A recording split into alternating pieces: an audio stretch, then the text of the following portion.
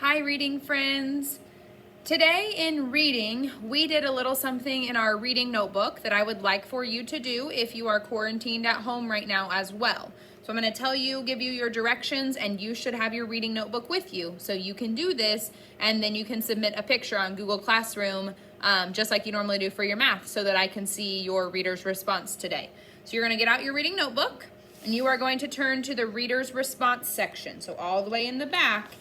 And we already have some things in here, so go ahead and flip and find your next clean page here.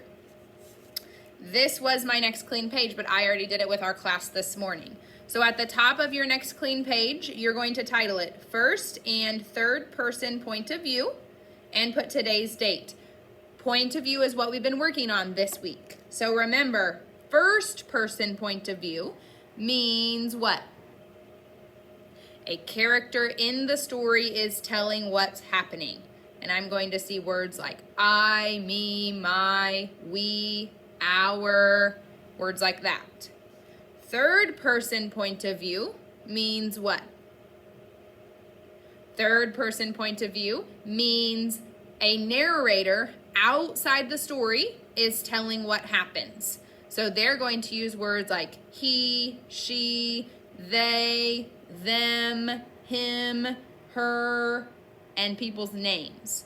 So those are the two different types of point of view that we have been talking about this week. If I flip back to my mini lessons, remember you have notes about point of view. So here's first person and third person point of view, what they mean, and your key words. You can pause the video here if you need to review that really quick. Today, you are going to be back in that reader's response section. Your title should already be there and your date.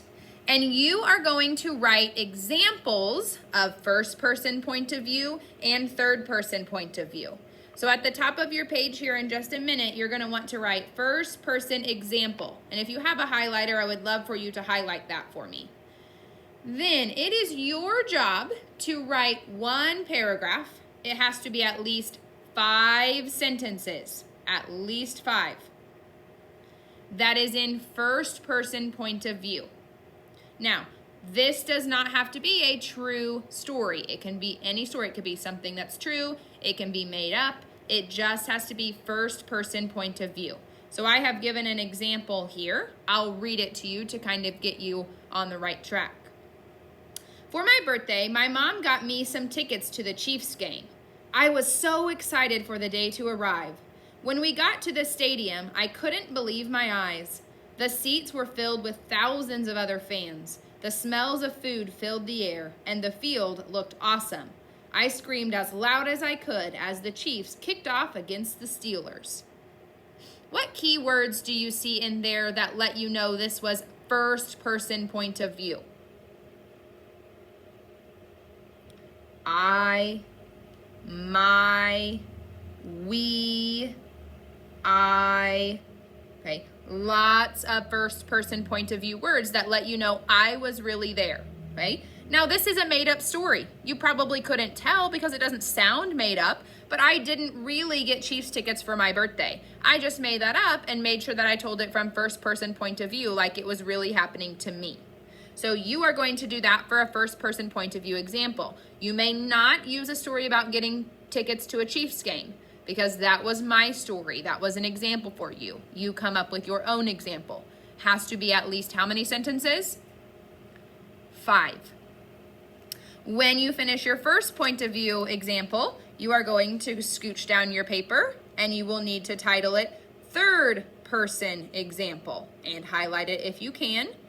You are going to do the same thing. You're going to write one paragraph, at least 5 sentences, at least 5, in third person point of view. So remember, third person means I'm the narrator. I'm not there, I'm just telling a story. Remember, it can be made up or it can be real. So this time I used my friend Kim, and this is a real story about her, but I could have made up a story, okay? I'm not in the story, so I have to use other people's names because I'm just telling what happened to them. I'm not there. I wrote, Kim woke up early on Friday morning and headed to the airport. She was leaving for her vacation to Colorado. Once Kim arrived in Colorado, she met up with her friends Sarah and Mindy. The girls spent the next 3 days shopping, skiing, and having a great time together. Kim was sad when the time came for her to return home to Kansas City. So I would like for you to do the same thing in your notebook while you're at home. So make sure you get this title and the date up here. You're going to do a first person example, 1 paragraph, at least 5 sentences, and then a third person example, 1 paragraph, at least 5 sentences. When you are finished, you will snap a picture of your notebook, make sure that I can see it, make sure it's a good picture, and you can turn it into me on Google Classroom so that I can grade your reader's response from today. Do your very best. Bye.